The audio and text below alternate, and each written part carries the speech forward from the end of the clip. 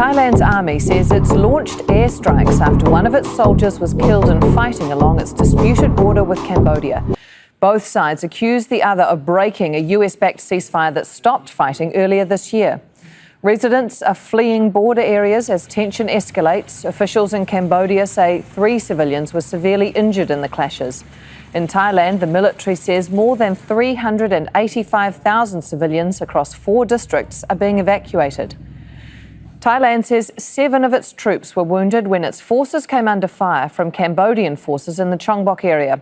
Cambodia's defence ministries accused Thailand of launching an attack on 2 border provinces, saying its forces did not retaliate.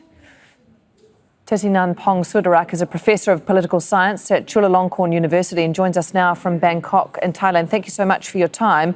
Thailand launching these airstrikes, but Cambodia saying they did nothing to deserve it. So what then do you make of this latest escalation? This is a pattern that we've seen before. Both sides have their own perspectives and arguments.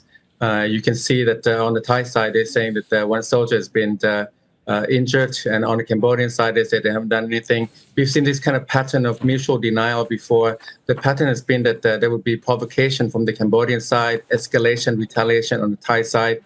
This was put to a stop, a pause, with the Trump Truce Peace Accord signed in Kuala Lumpur, Malaysia, at the end of October when Trump came through Asia. But now we're seeing resumption of violence, and I think we'll see some escalation.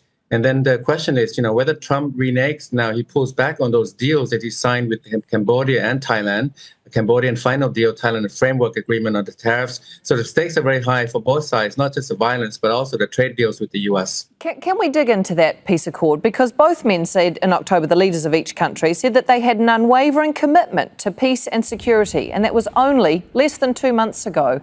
And so I'm wondering if you think the details of that agreement were properly thought out or properly planned for, given that this has been such a tit-for-tat relationship for so long.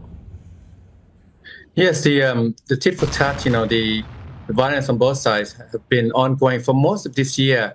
And that peace accord was an expedient outcome, expedient to bring Trump to the region to attend the ASEAN summits, related summits, and then to put a stop for a temporary stop on the Thai-Cambodian conflict in order to strike the trade deals.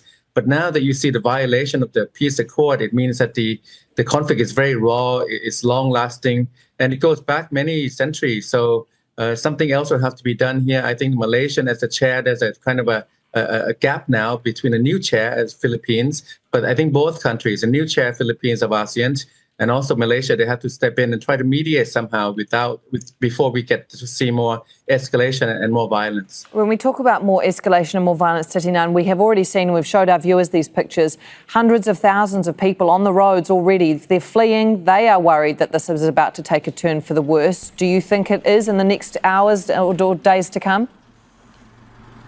Yeah, I think that now it's likely to get worse because there's no backstop to it. The backstop was the peace accord, but now you see both sides going at it again. There's also the domestic elements here. In Cambodia, I think that they're under a lot of pressure. The Hun Manet regime, Hun Sen, for being the center of scam networks in the region.